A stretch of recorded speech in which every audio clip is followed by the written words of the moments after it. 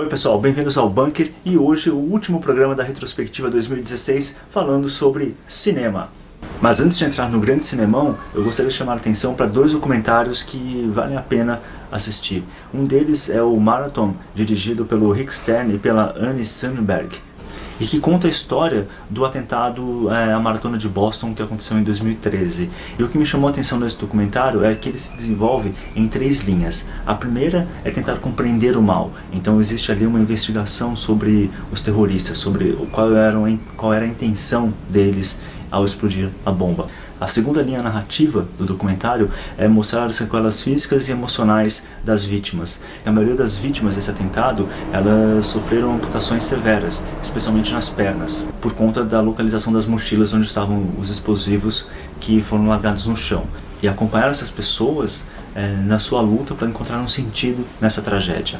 O terceiro, talvez mais importante aspecto desse documentário é como enfrentar esse mal, como enfrentar o terror. O documentário mostra que talvez para nós, pessoas comuns, a melhor forma de combater o terror é recuperar o nosso sentido de comunidade, o nosso sentido de vida e mostrar que, sim, por mais que aconteçam essas tragédias, o espírito humano é capaz de superar essas tragédias. Outro documentário que eu quero indicar é o Almost Holy, que é produzido pelo Terrence Malick e dirigido pelo Steve Hoover, e que conta a história desse pastor na Ucrânia e na sua luta por resgatar crianças de rua que foram abandonadas pelos pais e pela própria comunidade.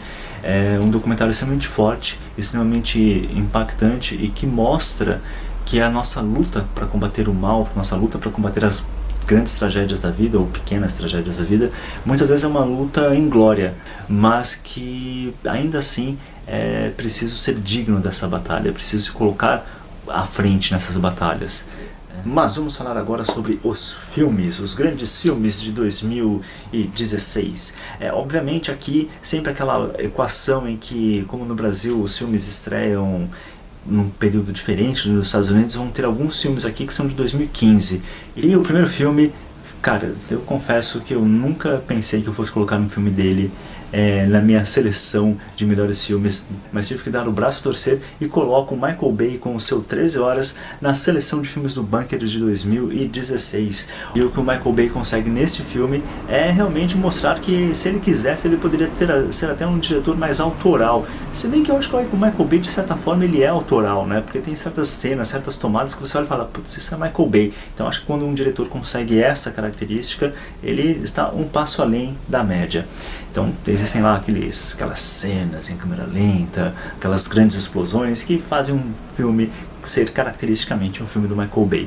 Mas, para além disso, o filme realmente consegue retratar muito bem aquele momento de tensão. Para quem não sabe qual é a história, um pequeno palhinha do enredo aqui, retratar aquele momento em que a embaixada americana foi atacada em Benghazi, que causou a morte de um embaixador e que causou a derrota da Hillary Clinton. Então tá aí, vários acontecimentos aí importantes retratados nesse filme. Acho também que o filme é bem sintomático de um momento de polarização nos Estados Unidos e de um filme popular, um filme que não é feito para agradar a intelectualidade ou os críticos, mas na verdade é um filme para as massas mesmo, para o povão, e que fez ali o seu relativo sucesso e que terminou, acho que colocando certas pulgas ali atrás da orelha de muito do eleitorado americano e contribuiu também de certa forma para a eleição do Donald Trump. Então um filme que não só pelas suas características autorais, mas também pela sua importância política, entra aqui como um dos preferidos do Bunker deste ano. 17 says you're firing at them! Somebody started shooting at us first! Now they're still fucking shooting at us! Tell them to stop shooting at us! And we'll stop shooting at them! They're shooting at you! Just fucking shoot back! That's what I'm telling you! We got 30 guys firing at us! Em um ano que teve blockbuster de super-heróis pra tudo quanto é lado, desde Você Sangra... Imagina o Batman falando isso pra Mulher Maravilha. Ia pegar meio mal, hein? Até Guerra Civil, tivemos também o Doutor Estranho e seus mega encantamentos, toda aquela coisa, mas o filme de super-herói que conquistou o coração aqui do Bunker foi Deadpool. Pois é, Deadpool do Tim Miller conseguiu aqui realmente desbancar vários figurões da lista do melhor filme de super-herói do ano.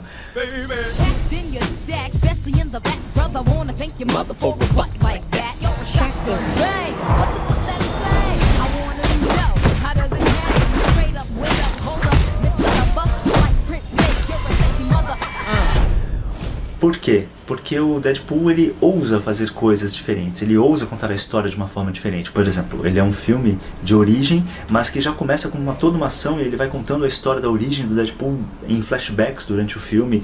É um filme também que brinca com a própria linguagem do cinema, com a própria linguagem dos filmes de super-heróis. E isso desde o começo do filme, com um letreiro. É um dos letreiros mais engraçados que você já começa a rir ali, você já saca que o filme tem uma coisa diferente ali naquele começo. Obviamente é um filme que deve muito ao que o Michael Vaughn já tinha feito em Kick-Ass e Kingsman. Isso é, explorar a violência com humor, trazer mais essa questão do absurdo do quadrinho pro cinema. Então o Tim Miller tem muito a agradecer ao Michael Vaughn. Mas voltando ao Deadpool, acho que realmente é o filme que mostra que é possível contar uma boa história de super-heróis sem pretensões maiores do que simplesmente divertir.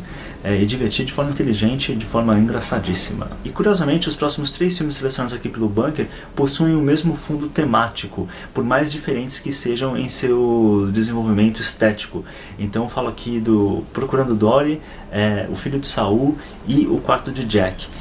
Respectivamente, filmes dirigidos pelo Andrew Stanton, pelo Laszlo Nemes e pelo Lenny Abrahamson. Colei mesmo. E qual é a base, qual o tema central desses filmes tão diversos? É a família. Isso é, tanto Procurando Dory, quanto O Filho de Saul, quanto O Quarto de Jack falam desta relação entre pais e filhos, entre filhos e pais e mães. O Procurando Dory pega aquilo que já tinha dado certo no Procurando Nemo, que é a questão da relação entre filhos e pais, e vai um pouquinho além, porque ele mostra que o quão fundamental é a primeira infância de uma criança e o seu relacionamento com os pais. O quanto o carinho e o amor dos pais nessa primeira infância fica como fundo até moral de um personagem, até moral de nós mesmos. E O Filho de Saul conta a história de um Sonderkommando.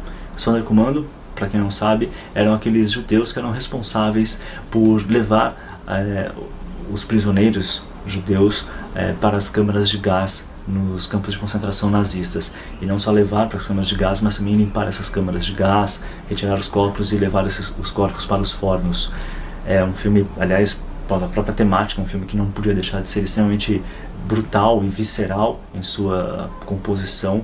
Ele realmente tem uma construção visual magnífica. O Laszlo Nemes, ele coloca a câmera basicamente atrás do ator principal, então você vai acompanhando aquilo quase como se você estivesse dentro dessas câmaras.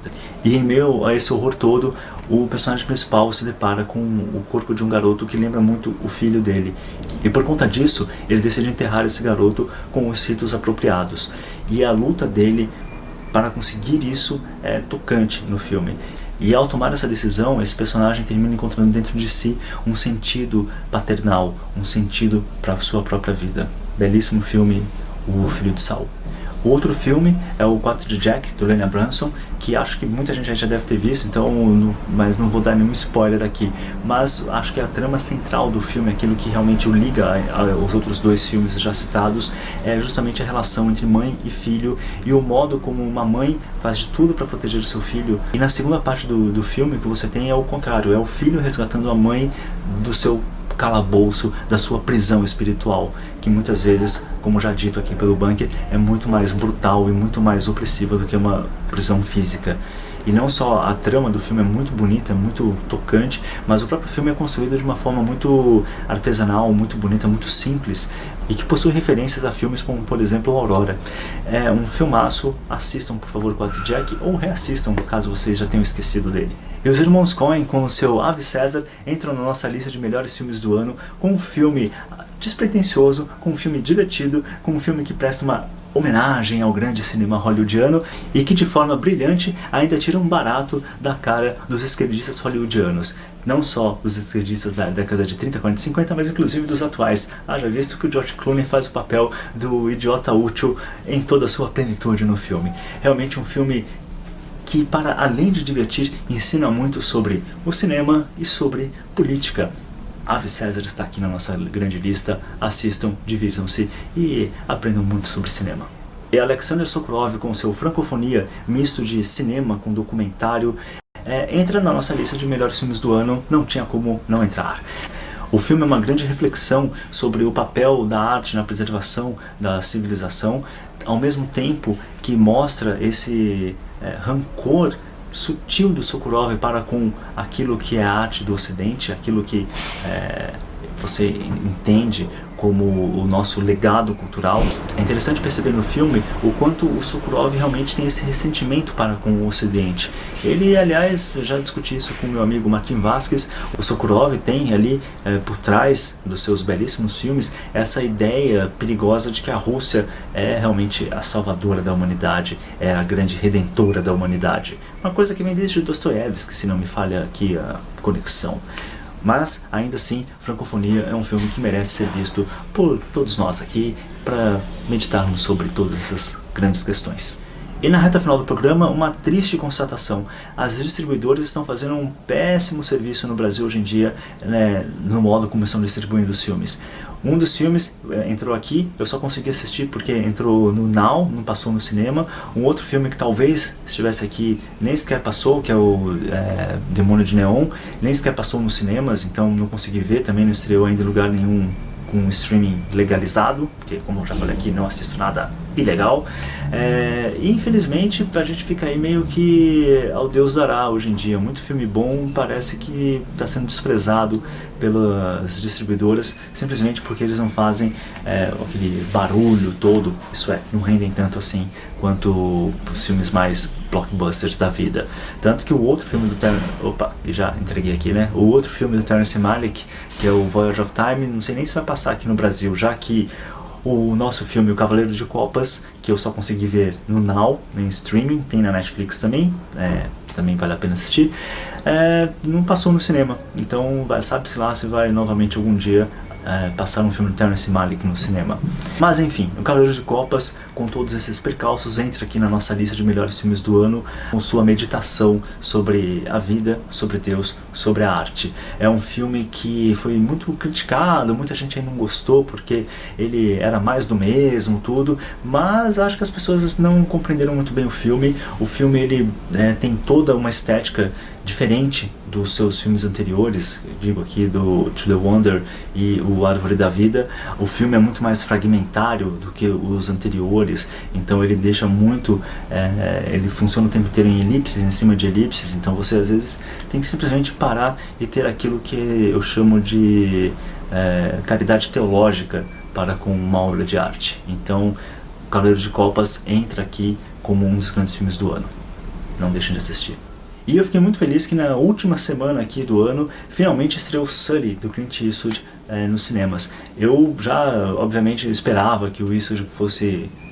é o Eastwood, né? Então eu já esperava que ele fosse entrar aqui na nossa lista, mas eu fiquei realmente surpreso com o filme. Pra mim, Sully é um dos grandes filmes da carreira do Eastwood. Ele pode não ter aquela profundidade metafísica de filmes como Sobre Meninos e Lobos, ou A Troca, ou Os Imperdoáveis, mas ainda assim é um filme muito bem narrado, é um filme muito bem construído. Pra quem não pegou aí a sinopse, o filme conta a história do pouso forçado conduzido pelo comandante Sully no rio Hudson, nos Estados Unidos, em Nova York. E o Eastwood pega essa história basicamente simples e faz uma grande meditação sobre, no final das contas, sobre as nossas escolhas, sobre o quanto nós estamos dispostos a realmente colocar o nosso na reta e enfrentar as dificuldades e contingências da vida, e resgatando aquilo que talvez seja o que mais nos faz humanos, que é o nosso poder de decidir. E chegamos finalmente ao topo da lista, ao primeiro e único, ao grande filme de 2016, e que, graças a Deus, graças à escolha de um bando de hipster esquisito, passou aqui no cinema. Foi só um final de semana, mas tudo bem, antes um pouquinho do que nem um pouquinho, que é o filme do Andrew Dominik, One More Time with Feeling, o documentário em que ele registra a composição do disco Skeleton Tree do Nick Cave.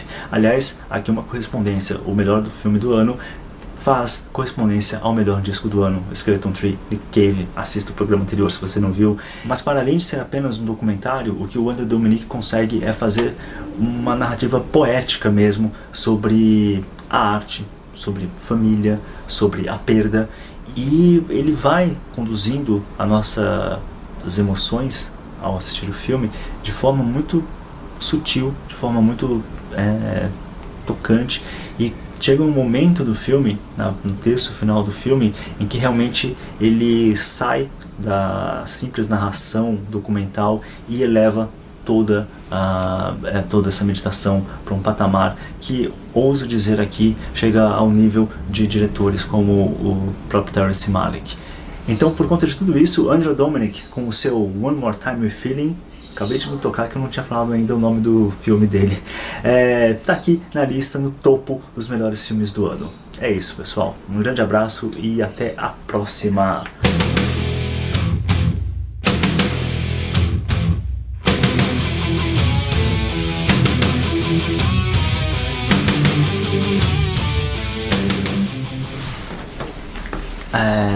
Poxa, eu tava finalizando o programa, eu ia deixar aqui o bloco final para falar sobre Rogue One, quando veio a notícia agora, tipo, de que a Carrie Fisher faleceu nesse ano, que já levou tanta gente legal, ainda tá aqui, meio que, sei lá, fiquei triste aqui, então tipo,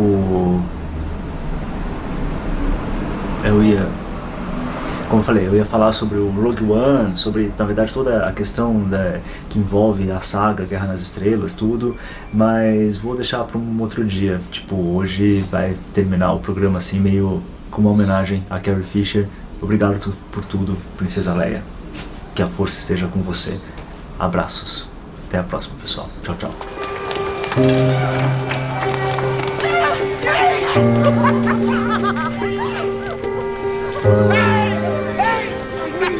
I was gonna let you get all the credit and take all the reward. Hey, I think that was funny.